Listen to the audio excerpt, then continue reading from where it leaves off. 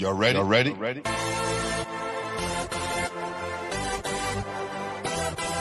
Yes. You have just stepped out into the world of chaos. Where everybody goes hard. Come on. Go hard. Go hard. Go hard. Go hard. Go hard. Or go home. Never back down. You gotta hold your own. Go hard. Go hard. Go hard. Go hard. East Coast. Go hard. West Coast. Go hard. Midwest. Go hard. Dirty. Hurry up, everybody. Get online, buy your tickets, cause the game about to start.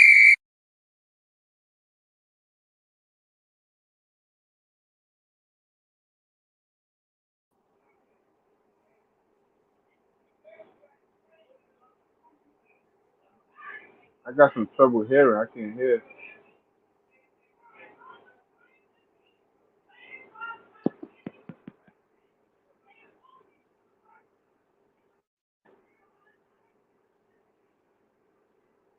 I got some trouble hearing. I can't hear.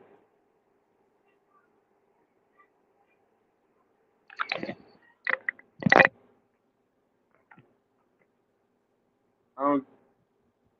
You disconnected it.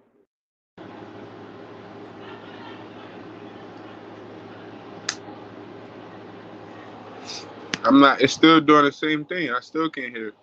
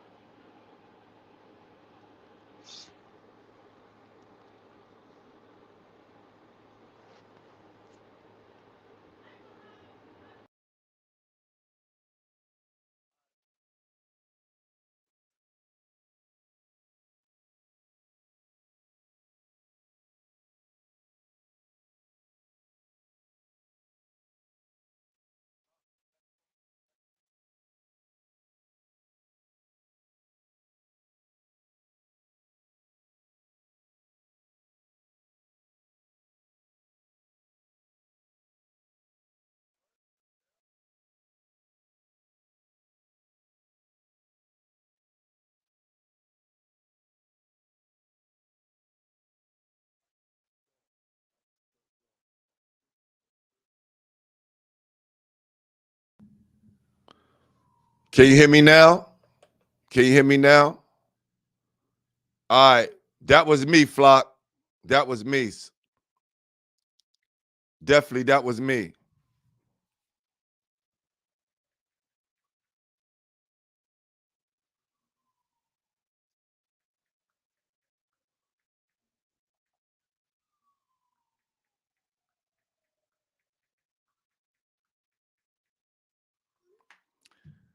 So y'all know what I gotta do, right?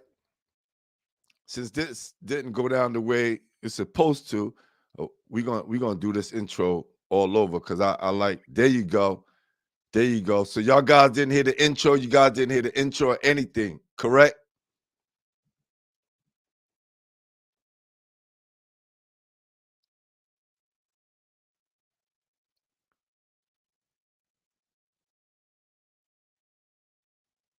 Can y'all hear me now? I'm on. Flock, come back on.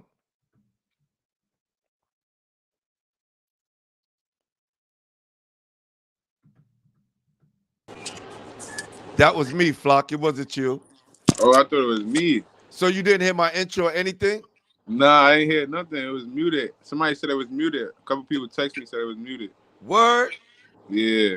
So you stay right there. I'm gonna do you some justice right now, fam. So you All can right, hear the whole thing. Facts. No doubt.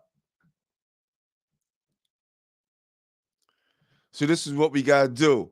Welcome to Basketball Heads Live. I am your host, Glenn Pooh Harding. And we have a very, very special guest. This basketball head is a Thomas Jefferson High School legend whose jersey is retired in the rafters.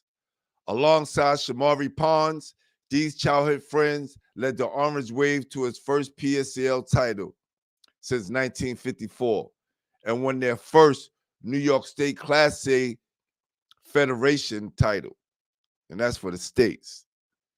They're arguably one of the best backcourts in New York City history. This basketball head was named co-MVP of the PSAL championship game at Madison Square Garden, scoring 23 points in a 29-point rout of my own, Abraham Lincoln High School. This basketball head earned a spot on the Federation All-Tournament team after posting 21 points in the state championship game against Aquinas Institute. After high school, this basketball head attended St. Francis College in Brooklyn, where he was the leading scorer, averaging 13 points, totaling 394 points in his freshman season, which is still a freshman record for the school. And they don't even have a basketball program no more, so that's forever. This basketball head was named Rookie of the Week 3 times. He was second team All-NEC, averaging a team high 15.4 points per game in his second year. After accomplishing so much for St. Francis, this basketball head transferred to Cleveland State, but had to sit out because of transfer regulations. This propelled this basketball head to transfer to St. John's University, where he sat out for the first 3 games of the campaign before receiving the NCAA legislative relief waiver. At St. John's, he finished third in the team in scoring, averaging 11.9 and leading the team in assists with 3.4 per game. He finished his career at St. John's and St. Francis with a combined point total of 1,407 points. After his college days were over, he played overseas in Serbia and became a staple on the New York City pro-am street ball scene, doing what he do best, putting on the show and delivering buckets and dishing out assists. Nowadays, you can catch this basketball head on the sidelines of Eagle Academy, Brooklyn, as an assistant coach on their JV team. Eagle Academy has the most Division I coaches on their varsity and JV staff, ranking them both number 1 in the city in the PSAL in both divisions. So without further ado, help me welcome to the show Thomas Jefferson legend, St. Francis College and St. John's University great, Rasheem. We call him Flock. Dunn. My God, appreciate you having me, man. Thank you. And no doubt, I wanted to make sure you get the correct intro. Oh yeah, We for can sure. condense For that sure, man. right to that point where the intro comes on. But hey, man, like I tell everyone, everybody think these things be, put on for like a week and it's on. No, I've been trying to get you on for like a year and a half right now, my dude. For sure. Definitely. I definitely appreciate the opportunity, man. By the time we linked up, so thank you for having me. No doubt, man. No doubt. I want to jump right into this, man. Who introduced you to the game? So I used to live on I'm from Gates and Marcy, kind of Bed-Stuy area, right? Facts. And I'm from 499. So my neighbor, his name was Dame. Everybody, a lot of people know him, Damon Lawrence or whatever the case may be. He was running with New Heights, Kamani, and stuff like that. And back then, I don't know if New Heights still do it now, but we used to have like Saturday school, New Heights. And he was the coach on New Heights or whatever the case may be. And one day he seen me outside, doing basketball. He like, yo, you want to play ball, whatever the case may be? I'm like, all right, cool, whatever. So he took me to the Bronx. This when I remember that long train ride going up to New Heights to the Bronx. Facts. Yeah. So he took me to the Bronx, and then I played. I did good, and Greg at the time was a coach. So I started running with them, and then after that, I branched off and started. That's who really introduced me to the game of basketball. Though, and then after that, I started, playing basketball. So. No doubt, no doubt. Is it true that you're related to legendary coach Ted Gustis? Oh yeah, that's my uncle, Coach Ted. That's my uncle. I definitely want to. I don't think I give him enough thanks and praise, man. I definitely want to say I appreciate him. Give him a big shout out. He been through literally everything with me. From me from high school to college to me. Going through my ups and going through my ups, going through my downs, and like he's just been right there every step of the way with me. So I definitely want to say I appreciate my uncle, man. No doubt, man. Listen, I want to tell you something.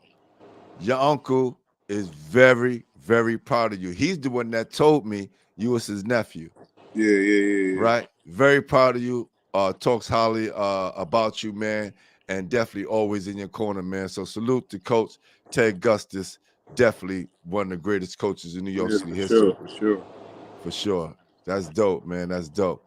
So, um, g- give me one lesson that you think or that you feel that your uncle taught you that still sticks with you as a grown man today?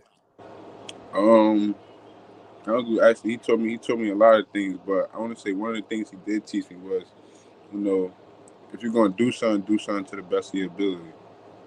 I feel like sometimes a lot of us are, you know, we indecisive with what we're gonna do, and it's okay to not know what you're gonna do at the moment. But he just tell me like, you know, if you're gonna do this, you're going for example, when I was transferring, um, they said turn your mic on, so they can hear you. Can you hear me? Can you hear me, Flock? Yeah. We good, we good. All right. Let me know, thumbs up if you can hear me.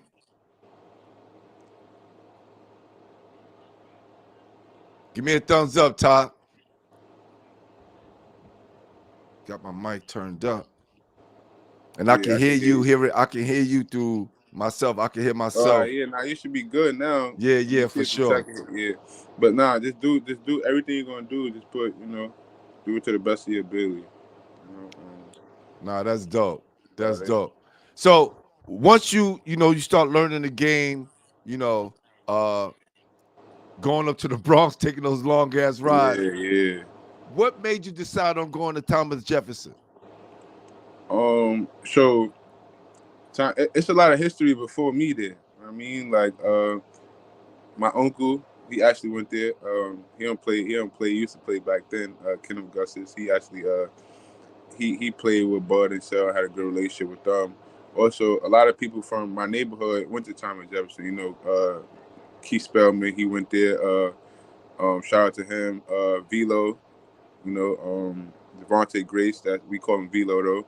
But so it was a lot of like, you know, family ties, I want to say, to, you know, going to Jeff. Not only that, but back then, see, like, I don't know if Jeff do it now, but I know back then, um, it was like almost like a recruiting thing. Like you was going to college almost, but it was for high school. You know what I'm saying? So, you know, they came out to watch and stuff like that. And you know, my grandmom, she had a good relationship with Bud and Sel because my uncle, they used to go there, Ken Augusta, they used to call him boot camp. So they developed a relationship. So that kind of led me to going there. And from there, I mean, it's been family. You know, those guys over there, I want to say I definitely do appreciate them.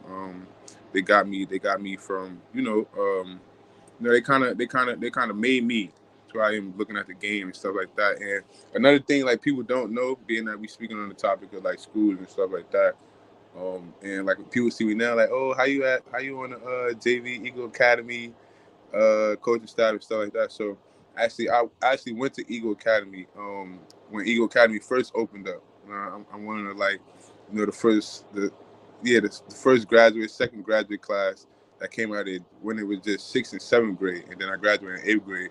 What led me to Thomas Jefferson is, you know, of course the family ties first, but at the time Eagle was more so academically school when they first opened up. They wasn't really involved in the sports and stuff like that, and you know, something for me, you know, looking up to, you know, seeing Devontae Grace and, you know, Jaquan Lynch, Iquan Faison, um, Keith Spellman, so my uncle, you know, a lot of people that, you know, I looked up to through the game of basketball actually went to Jeff too. So, and Eagle wasn't in the, you know, the PSAL.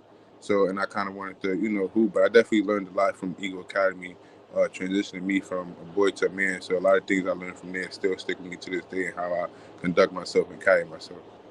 That's dope, man, because it's such a great program. I appreciate you, Tashawn, Hannah. He broke it down right there, man. So this is dope, man.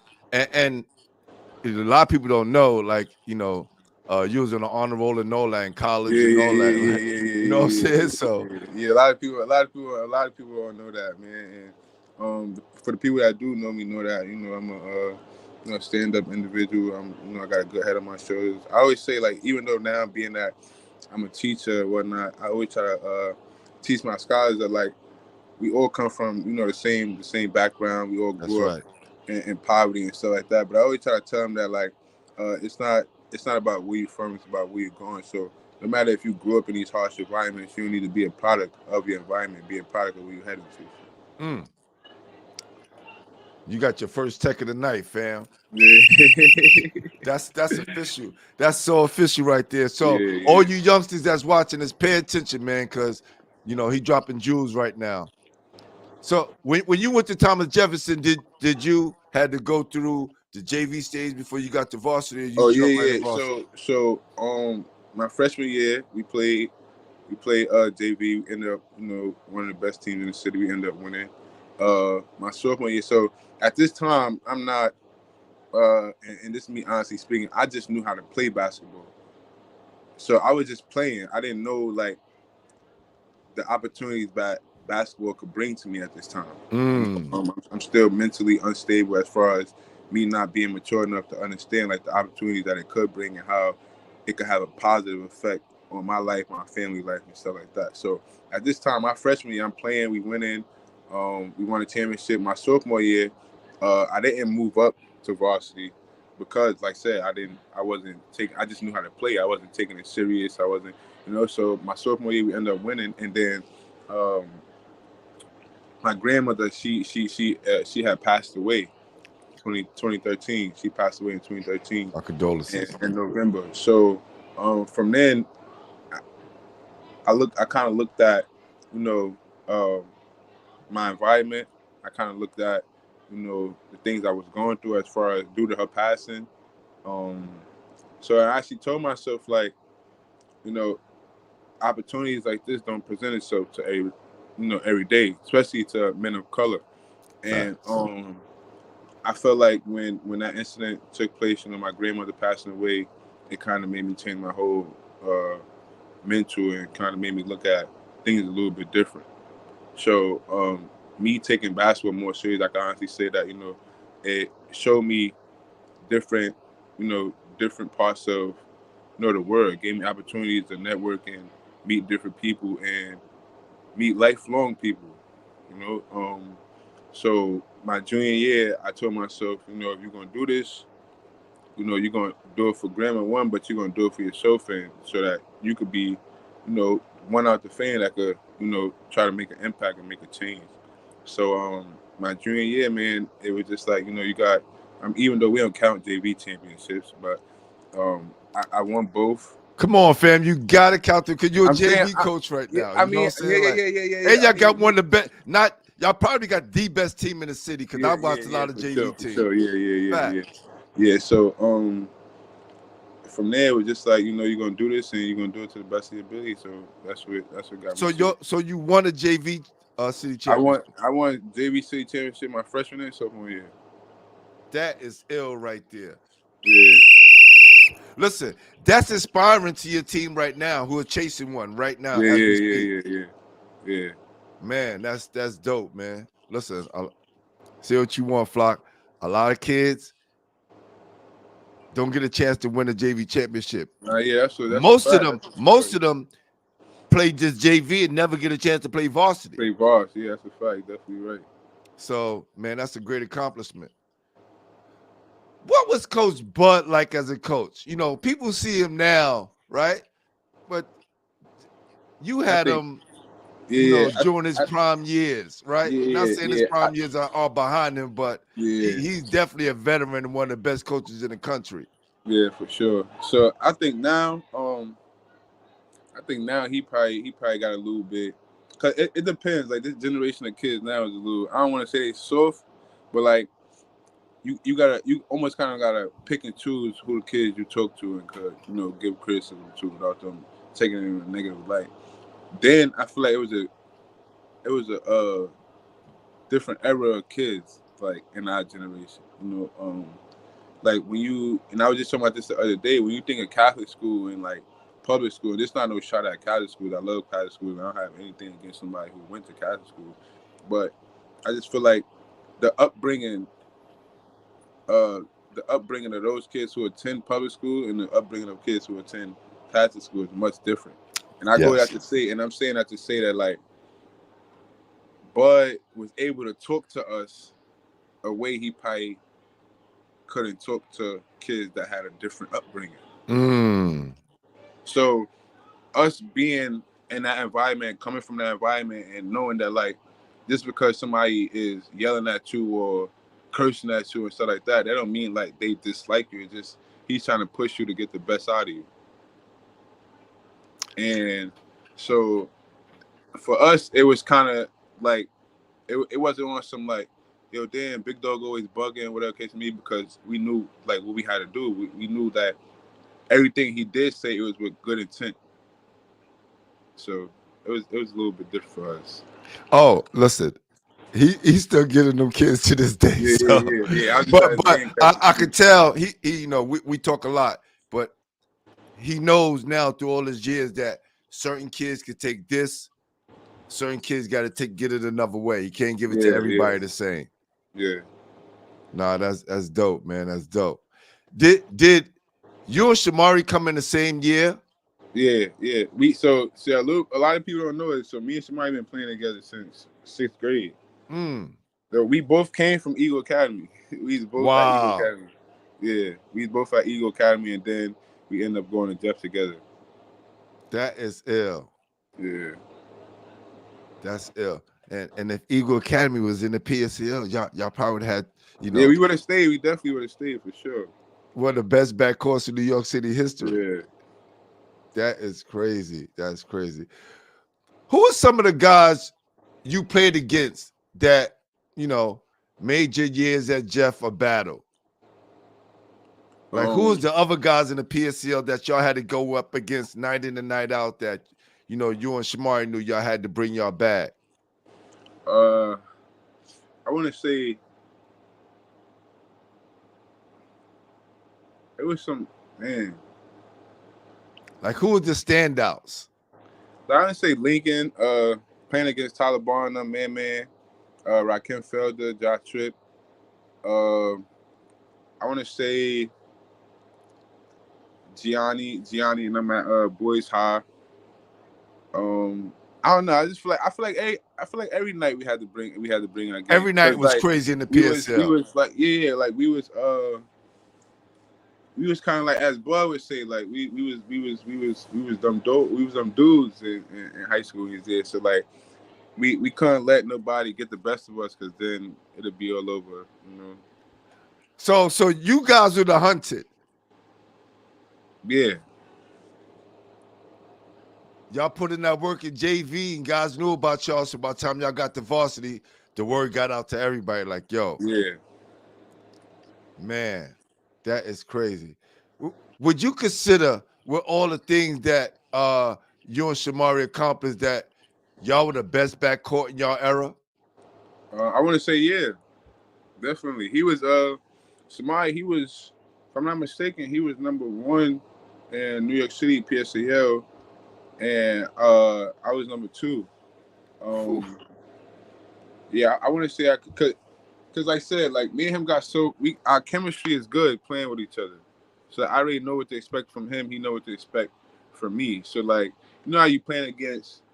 I mean, you know how you playing alongside somebody you've been playing against for so long. Like, it ain't really like, damn, why you shoot that shot, or damn, passing the ball. It's just like, You live almost living and dying with whatever that person does. You know what I mean? So like, I mean, I trusted him, he trusted me, and you know, we never, like, if we did take an L, like, we take accountability for that. I mean, playing with him, you know, we actually got each other better. I mean, like, when people look at us, they say like we got two totally different games.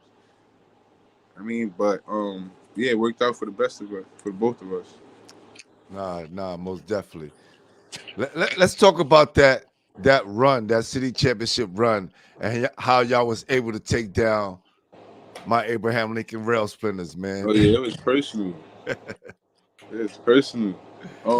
By 29 points though, fam. 29. I'm saying, you gotta remember though, we just lost our junior year to DeJour and Jesse and against Wings Academy.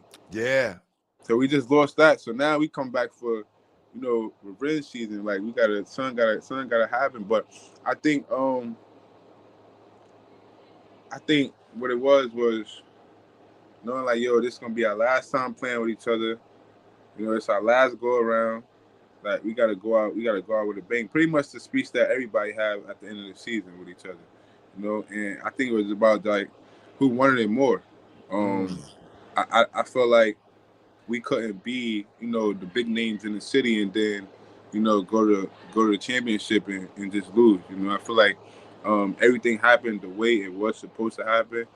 And yeah, we made history. I mean, what it was, 54 years, 57 years? Yo, that's crazy. Yeah, so. That's crazy. It was a long time. The last time y'all Yeah. won it was 1954.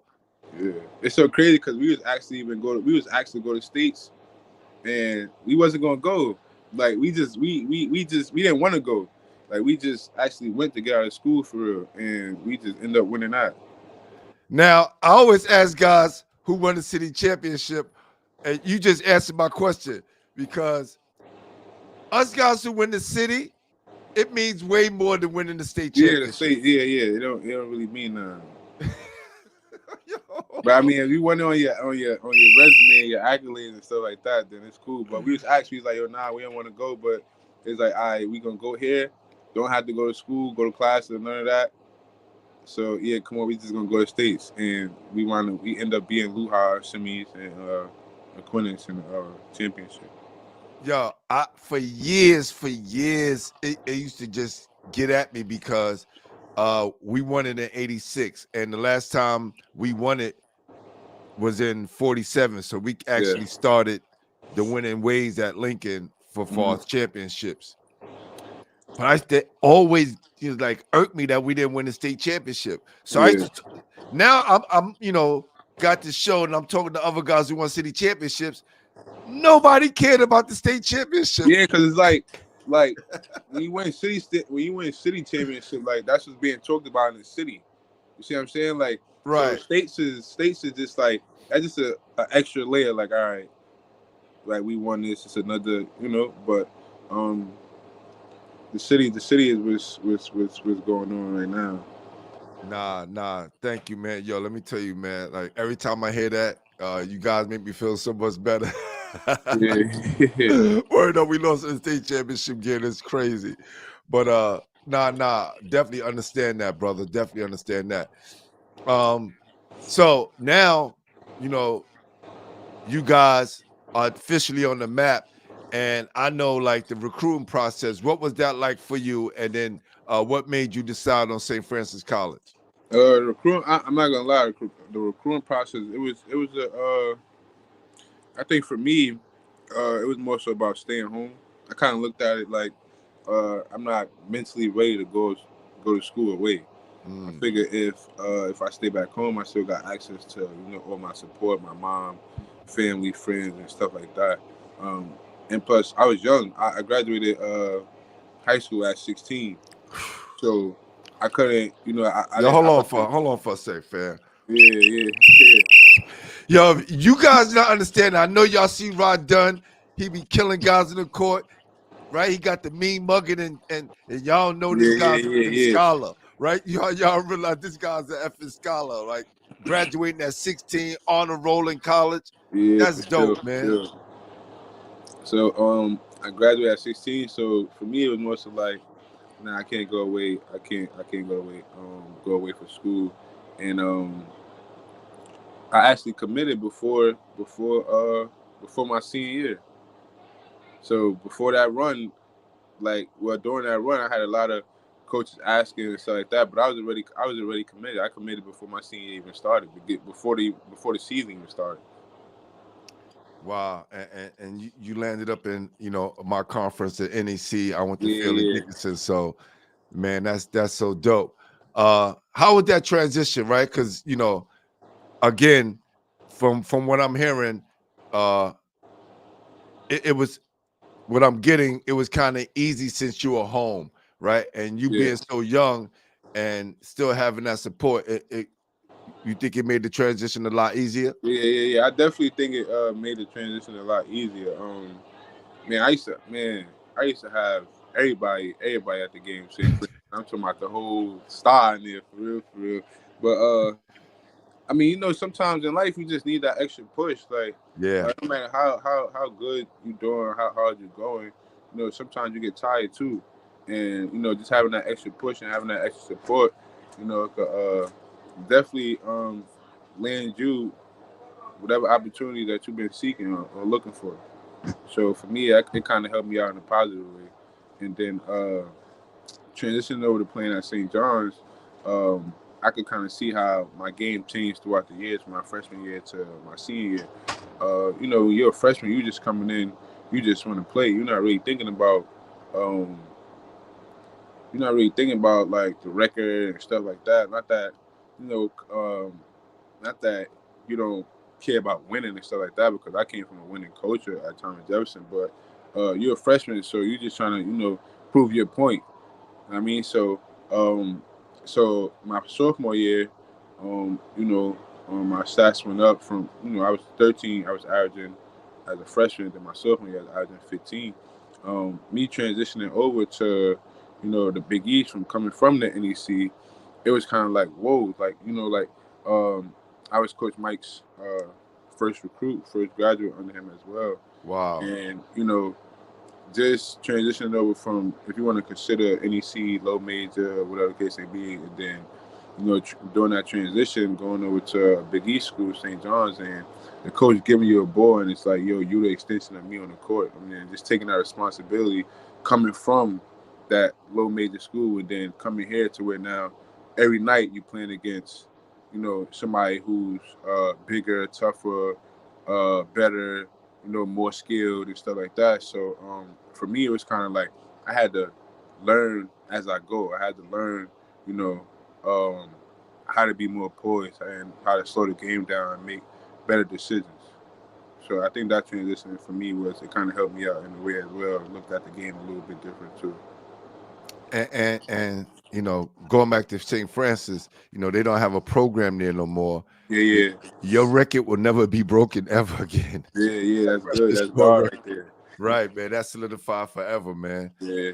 Yeah, there is a big transition you have to make from playing in the NEC to the Big East, because, like you said, the competition is a lot better, much bigger, stronger, faster. Then you don't have to do as like you don't have to do as you play your position at those high major schools. So like you don't have to do more than what you're supposed to do. Yeah, because you got other guys there that you got other guys that's talented as well. No, that's real. That's real. What happened with the Cleveland State situation? What made you want to go out there? So my uncle Ted. So what happened was Eric Musselman. He was at Nevada at this time, and I was really supposed to go there after my sophomore year, but at this time, the rule now is when kids transfer now, how you see kids transferring inside the conference and stuff like that. And like college coaches, they couldn't block, they can't block, other schools from, getting that kid. Then it wasn't like that. So at that time, college coaches were able to block, certain schools, certain schools from the kid going in. So what happened was, my coach felt like, Eric Musselman was kind of like championing me, so he kind of blocked him. He blocked Nevada, me from going there.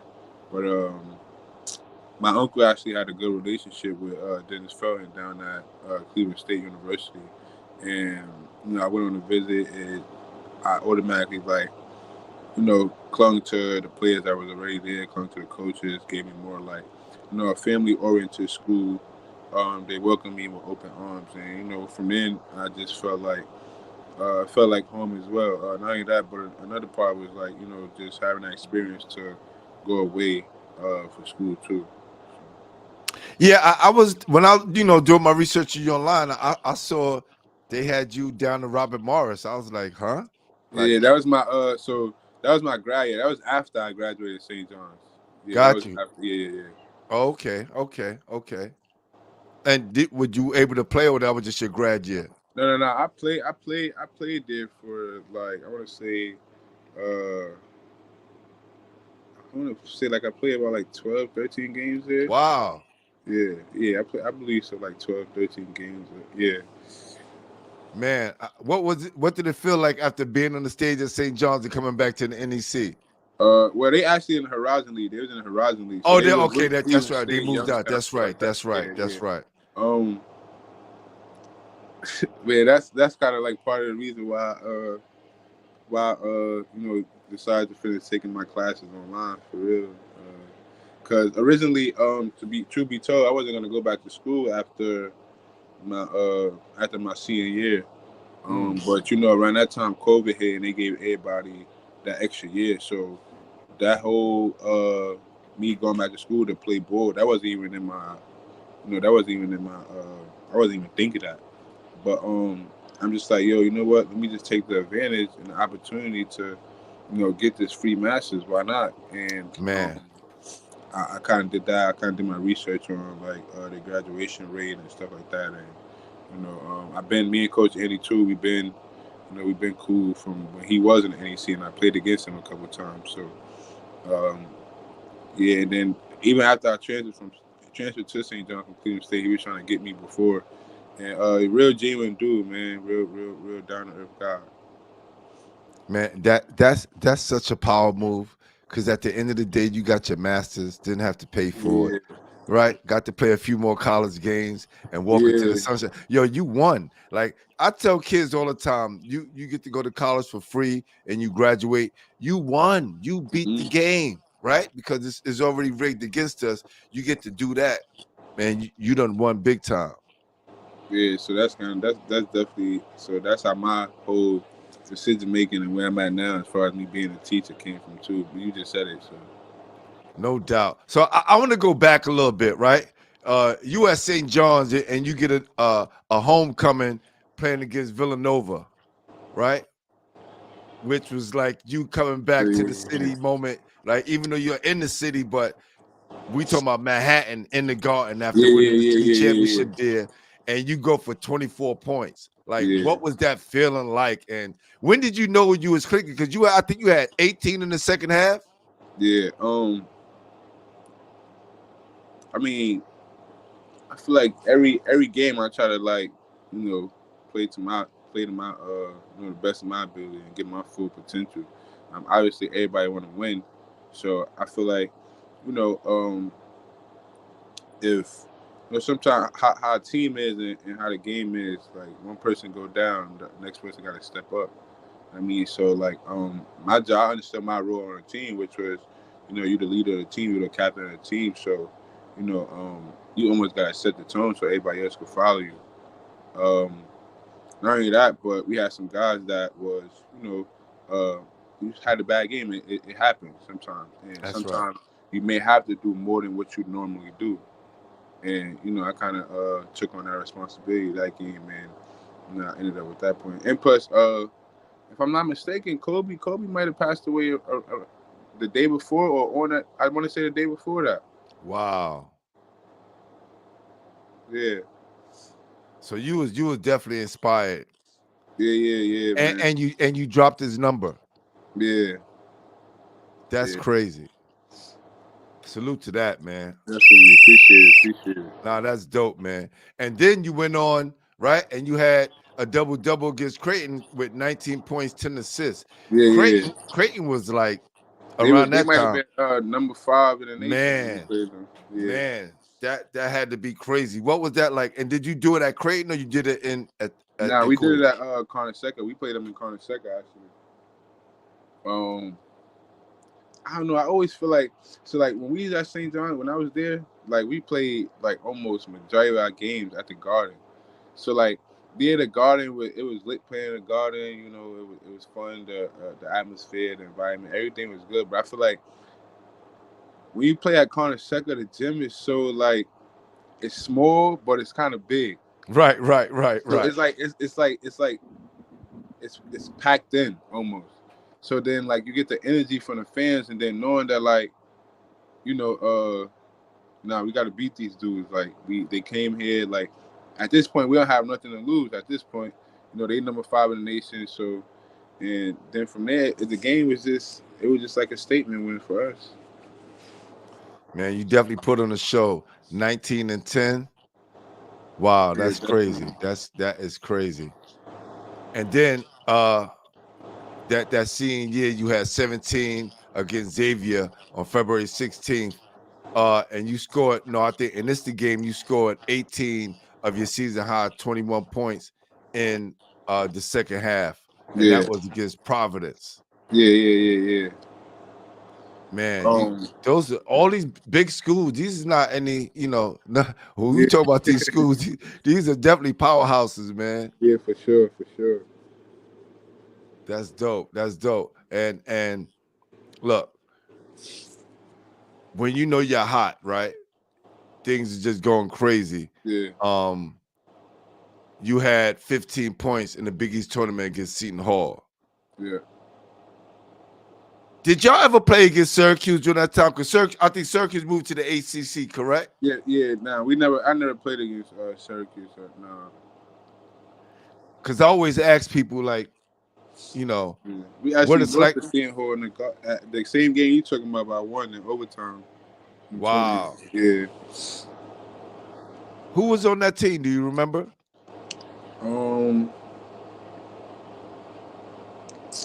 If I'm not mistaken, I know Mahmoud was there. Mahmoud, he played with Juju right now in the Spurs. I want to say Quincy McKnight was there. I don't think my spot was there my junior year. They had some good dudes over there. They had some hitters. Yeah, they had some good dudes over there. All in all, did you enjoy your time at St. John's? Oh yeah, I definitely did, man. I definitely did. I mean, the treatment there, the atmosphere, the campus life, the network opportunities you could have going there, the relationship after college. I mean, yeah, I definitely did enjoy my time, man. No doubt. That's all you can ask for, right? Yeah, free education and enjoying your time there, man. For sure. Did you go overseas? Like, did I have it right? Did you go to Serbia after? I went to. I was in Clivo, Serbia. How was that experience? Because look, overseas is different, right? You come from this college atmosphere, and then you gotta go ship to a whole different country to play. How was that experience for you? So like, for me, how I looked at basketball, so like it's all gonna make sense at the end when you ask me about me becoming like a teacher and stuff like that. So everything will make a lot of sense. But for me, it was move the phone over a little bit more, Fly, because I think the light. Yeah, there you go. For me, it was man, it's either you gotta really, really, really, really love basketball. Facts. Or that's like the only opportunity you got in life for real. And I'm not saying that in a bad way, but overseas is not for everybody. Facts. You know what I mean? Like, because you gotta basically like adapt to a whole different life, a new lifestyle type of living. Adapting to the food, like, I mean, but the opportunity, I actually took the opportunity because I felt like that was the only thing I was missing on my resume. So I kind of took the opportunity, like, you've been through high school, you've been through college, the only thing you missing is, going to play at a pro level. And I kind of wanted the opportunity for me. I could definitely say, like, the game is way different out there than it is out here. Some calls that we call out there, they don't call out there, and vice versa. It's it's politics everywhere, but over there it's politics over there it's crazy. It almost make you look at basketball like, man, nah, is it even worth it? I ain't even trying to. But it's crazy. People have no idea, right? Yeah, for sure. It's so different because, of course, everywhere in pro sports you looked at as a commodity, right? Man, but overseas, it's just like you're American, perform, shut up, do your job, Yeah. and that's it, or And go I kind home. of think, and honestly, like, I kind of think that, like, that shaped me. You know what I mean? That having that opportunity and that experience, kind of allowed me to, you know, be more responsible. Being at places I'm supposed to be at, because like when you're in college, right? Usually you gotta coach you tight with. Usually you got a coach who recruits you, and that's your dog throughout your years and after college. Now when you transition to overseas, you have your agent, but your agent got other people, everybody else, like besides you, that he's tending to. Not only that, but he's not there with you. Probably he's not even probably there with you in that country.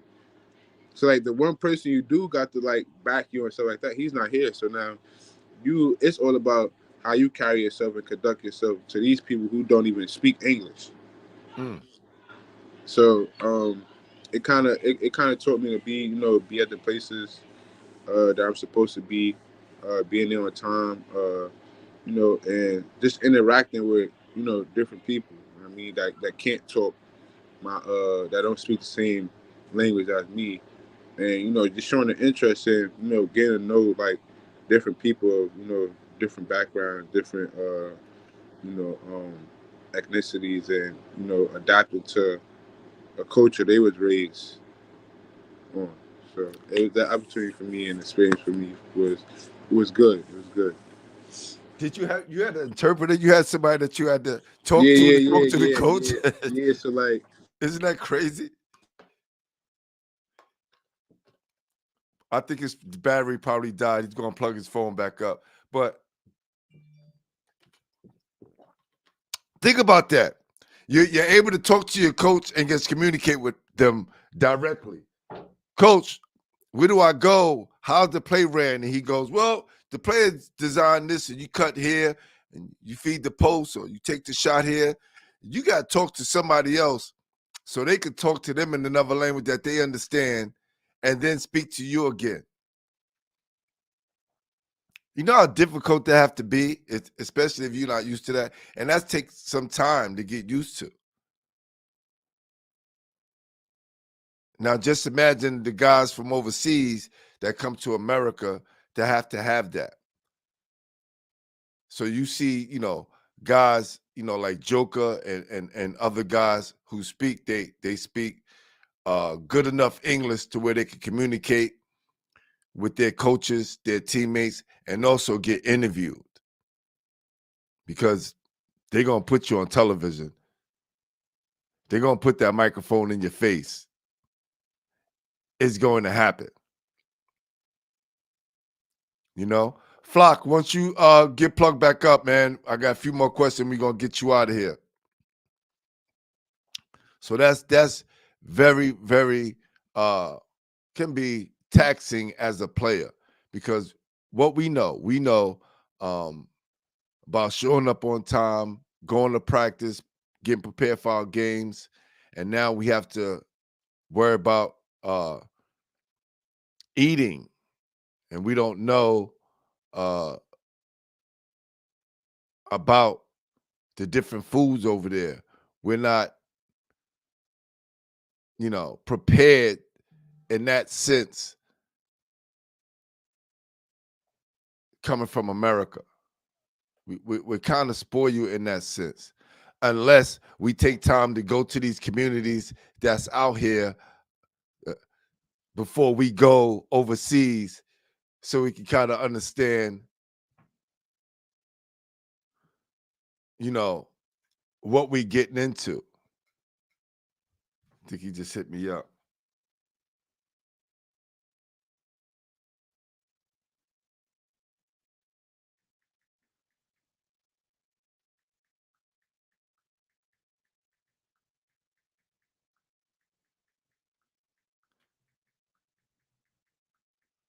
So that's the whole just of going overseas. I know at the time I was kind of frustrated because I didn't get a chance to go overseas. But after playing in a few tournaments and, get my name out there, I was able to gather some attention. But what I was making overseas, I had a job here in America that was paying me a little bit more. And I was like, why do that? You know what I'm saying? So, man, it's definitely something you got to be in love with and not have anything else, like you said. So now you're home, right? Now, I guess you answered all these questions already because, when you come home after being home, playing in St. John's and playing in St. Francis in front of the home crowd, but you playing in these pro-am tournaments and you're getting so much love. People, when you play, the parks is packed. Everyone's yelling your name and cheering for you at the same time. How does that make you feel knowing that you got your community behind you the way you do? No, it's a love. Majority of these people, they watch me grow up. Not only that, but a lot of people, actually watch my story, watch me, from being outside when I was young, and me transitioning to who I am now. A lot of people follow me since high school, and you know, when I had the whole situation with the NCAA when I couldn't play and stuff like that. So a lot of these people supported me from day one, and the love always been shown back. And even now when I play in these pro tournaments, and a lot of people come out to see me play, a lot of people support me, and just knowing that like you know honestly, there's so much love there for everybody. So I try to when I do play, uh, take it serious, because people that's genuinely coming out to support and want to see a good game. So. And you always put on the show, man. I put up a clip up on YouTube of you doing your thing, and my Instagram, you doing your thing, man. And yo, man, definitely do your thing. Coach Orlando, the commissioner for Lincoln Park and assistant coach for Holy Cross High School, told me to tell you what's up. Say he's very proud of you, man. You came a long way. Say he's always had your back, and he's still there. Yeah, for definitely. Yeah, that's my guy right there. That's my guy, man. I actually gotta get next to him. Yeah, he called me today. He's like, yo, Pooh, make sure you That's tell my my guy I said, man. what's up, man? Yeah. Now, Sure. Coach told my dude. Always on point. We talk almost at least 2 or 3 times a week. Yeah, definitely send my love to Coach O, man. For sure. Sure. Always been supportive since day one. For sure.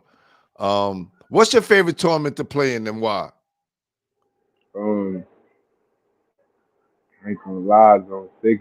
That's the church right there. That's home Zone team right 6, Bed-Stuy, stand up. That's home team.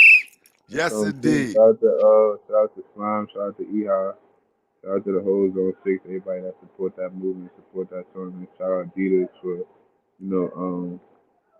sponsoring that tournament and stuff like that. But yeah, Zone 6 definitely that's one, and I'm not being biased because I'm from over here, but just me witnessing and experience the where it came from to where it's at now. I mean, just seeing the growth and development over the years. I mean, that was just impressive.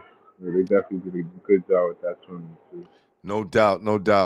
Much love. They, when we got Brevoort back up and popping, man, they was very supportive. Anything we needed, just get on the phone to Eha. Raslam, did our first championship game, man, and it just style love, man. You can't even, style love, exactly. Facts. So now I want to go to your JV team because I'm going to do a video. I'm telling you now, I'm going to do a video on y'all JV team. I already put them out, but no, I'm gonna put the city on notice. Like I've been going around, I get around to all the games, and what y'all did against Brooklyn Tech and how y'all played and was prepared for their guard Tavia Scott, because he came off a 47-point game, 35-point game, beating Cardozo in overtime. Man, y'all was trapping him, deny him the ball, double teaming him. Y'all made it so difficult. I was actually thought I was watching the varsity game Uh, yeah, from y'all point of view, and y'all was just putting up threes, getting the ball inside. The guys was yeah. rebounding, guys cheering for each other. And another thing that I like about your team is when they knocked the other player down. They wasn't standing over them, ice grilling them. They was picking them up and helping them up. Yeah. And showing that, just showing that good sportsmanship as well as they was kicking their ass Mhm. by like 30. But Yeah. what can you say Nah, but about this team this year, man, and the work that you guys put in with them? I think we got a great group of guys who understand. And first things first with basketball, it's about listening first. You know, um, you play the game of basketball. A lot of people think they know it all because they playing the game of basketball. Fact. So them being able to have coaches that actually played at the high school level where they are now and the Division 1 level and play at the pro level too. Obviously, like we don't know it all, but we know enough to tell y'all what's right and what's wrong. I feel like we have guys that actually, want to work. They hold each other accountable and they hold themselves accountable as well. As I stated before earlier, a team is, one person get knocked down, the other person step up. So I think we have a lot of guys like that on the team where, if our brother is down, we got to pick him back up. And so, moving forward to the sportsmanship. Um, even though you'll be beating a team by 30 and stuff like that, and it still show some respect at the same time too. I mean, so you knock somebody down, you winning the game. The game is about winning the game. It's not about fighting or obviously you get in that mode where your ego and your emotions start to take control of you when it's a tough game, when it's a lit game or whatever. But I mean, if you be in a team by 30 points and somebody falling down and I mean, obviously they're already defeated by the score. So I mean, don't try to hurt their pride or hurt who they are as human beings. Show some sportsmanship and still pick them up and stuff like that. That way, it's not like it's one like it's a genuine A. You know what I'm saying?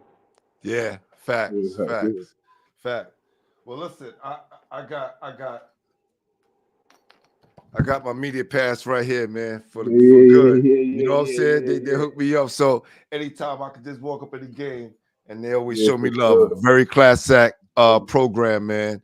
Um, if you had one thing to change about your basketball journey, what would it be and why? um, I don't think I've changed anything about it. For me, I feel like I accomplished everything. In this, what I'm about to say, it goes back to me saying earlier that everything makes sense. I feel like I accomplished everything I needed to accomplish through basketball coming from where I come from.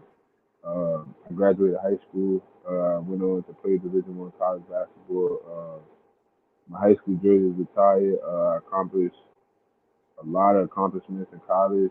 You know, one of them being, 1,400 point scorer. Um, graduating my bachelor's degree, having the opportunity to go play pro. I feel like all of those accomplishments,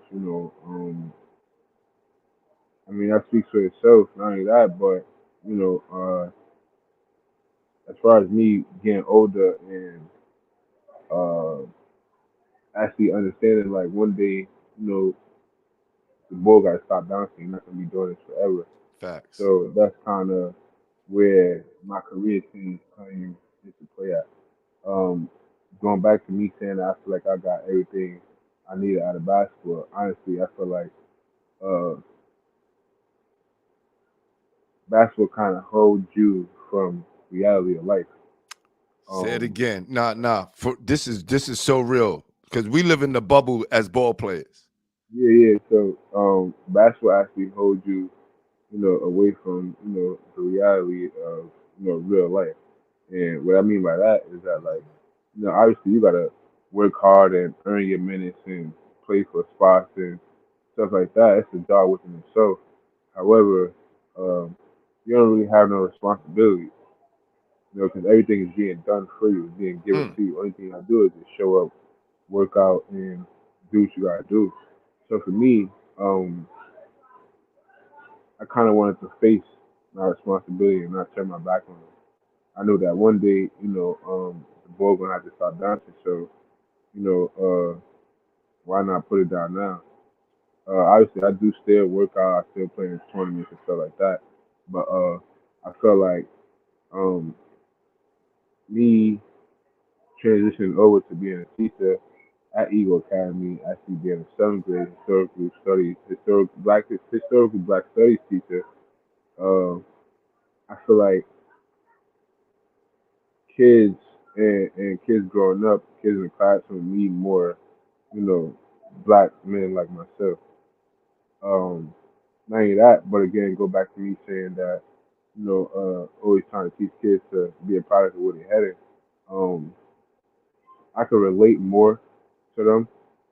I feel like I've been through enough things in life, on and off the court, and in the classroom to be able to, you know, tell my story to them and get them to understand and, let them know that I'm not telling y'all, teaching y'all anything that will, affect y'all in a negative way, but in a positive light.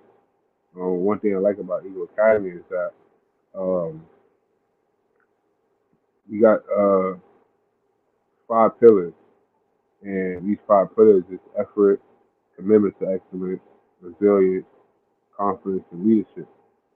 And I feel like those 5 pillars are very essential through life itself. I feel like without none of those, you can't, be the man you evolved to be. Um, and it's another thing where it's, when we go I am, and they say I am globally conscious, globally competitive. Um, I feel like, being a black man in society, let alone like the world, odds are against us. And sometimes, you know, black kids growing up in a household where uh, there's not that father figure or there's not that love for them. So like Eagle Academy provides that love. Not only that, but me being able to go through all the stages that I went through in life and honestly say that, you know,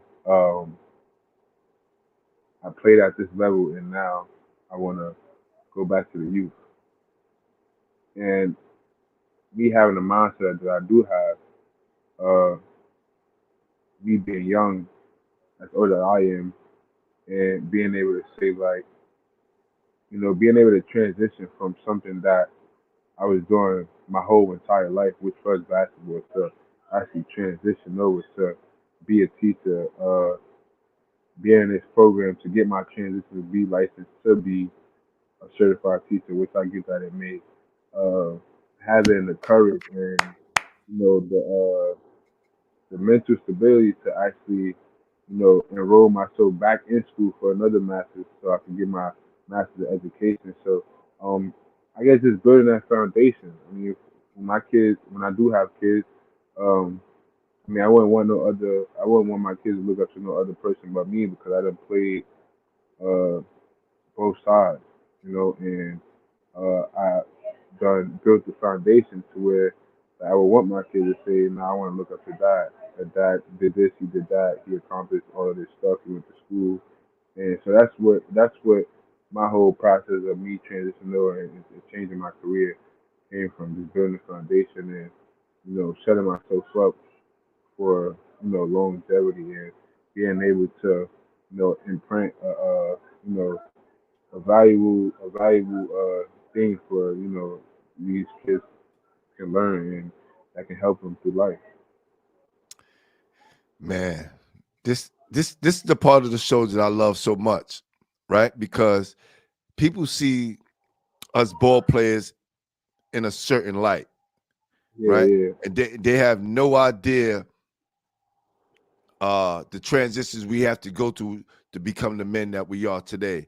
And yeah, the fact that you wanted to come back to your community and have an impact on young black boys that look just like you and then live in situations the same as you, being able to relate to them, I think, man, is one of the greatest gifts the Most High can give us, man. So, And then not to cut you off, and nah, that's real. you know, than me, like said, like I had an option. You know, it was do this or you know, I had actually a new deal on the table to go play in Cyprus. Mm, Um, in August, I was gonna leave, but school started in September, and you know, I kind of like prayed about it, kind of asked God to help me with the stroke process, stuff like that, and I'm just like, you know what, I think I wanna do something for myself. I wanna take a gamble and, you know, I wanna change my career. I wanna do something that'll be more impactful on my kids growing up. And thank God to Mr. Mead at Eagle Academy. Um, he gave me an opportunity, and you know now I'm putting my best foot forward. Going all in with that. I'm actually, like I said, on the bridge to getting my license. I'm back in school. I actually start classes this month, the end of this month. So yeah, I actually love what I do now. Every day the kids is just I don't know. I look forward to going to work every day. And plus for me, it's kind of you know it was a hard transition because like I said basketball was the only thing I knew. I was right. doing that my whole life. I never had a job. Even though basketball is a job within itself, you gotta go in and you are scheduled and stuff like that. But I never had a job where like um, I'm responsible for the future almost. You That's know, right. and yeah, so I definitely look forward to going to work every day, and I actually love what I do now. And yo, you look sharp doing it, King. Yeah, yeah, for sure. Appreciate it, man. No doubt, man. Listen, I understand everything you're talking about, man. I'm a high school dean myself, and you know, becoming a teacher early on, uh, you feel good about going Yeah, to work yeah, every yeah, day, right? And you yeah, being a Black Studies teacher, teaching kids about their heritage and their past, I yeah, think is even greater job, man. yeah. For sure. I was gonna do like a whole top five with you, man, and go to the whole thing. I just think what you said and how you ended this, man, is just dope. Appreciate it, man. Nah, for Appreciate it, sure, man. man. For sure, man. Appreciate it. You you are definitely on to bigger and better things. And I'm glad that you made the decision that you made, brother. Yeah, For for sure. sure. Thank you, man. Appreciate it. No doubt, man. Thank you for having me up here too. No doubt, man. Yo, I just want to say this, man. Uh, we want to thank you for everything that you did for New York City, uh, for how you put on for the city, carried yourself the right way, uh, to have the community support you the way they do, and now you coming back to support your community, man. Want to say thank you, man, and let you know you are definitely one of the best players in New York City history, man. So we Appreciate that, man. appreciate you, Rod Appreciate Dunn, that. Sure. Thank you. Thank you. Thank for you. Thank sure. you for having me. Anytime, man. Anytime you want to come back, when y'all Nah, win that yeah, city for sure. championship, we're gonna have all Yeah. of y'all back, man. Have all your Yes, kids up sir. here. Yes, sir. You know what I'm saying? We're gonna have some Got you. fun for sure. Yes, sir. All right, No my guy. doubt. Appreciate it. All right, salute. Man, that's what it's about right there, right? It's about the give back because we all know one day the game is going to be over. The ball gonna stop bouncing. That's just the realities of it. And as long as you are able to be satisfied with what you did on and off the court, and you good with yourself, and you feel like you don't have to keep bouncing the ball till it's dead, and you can walk out on your own terms. That's what it's all about because that's the win. That's the win right there. Rasheem Dunn explained it perfectly. We don't need to go on any further. For everybody that came through, I appreciate you. Thanks for the love. For any new subscribers or people that just Never subscribe. Hit that subscribe button. Hit that like. Send this out to everybody. Share the content. We appreciate you. I'm your boy, Glenn Pooh Harding.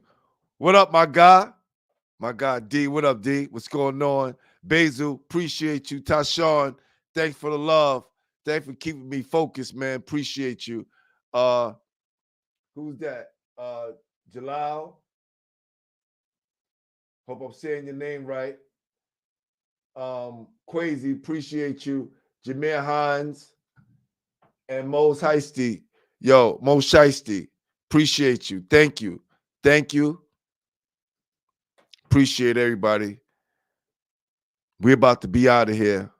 I'm your host, Glenn Pooh Harding, and you've been watching Basketball Heads Live, the podcast on NYC Basketball History. And we are the official home for New York City basketball. And you know what we do around this time? We always say, peace.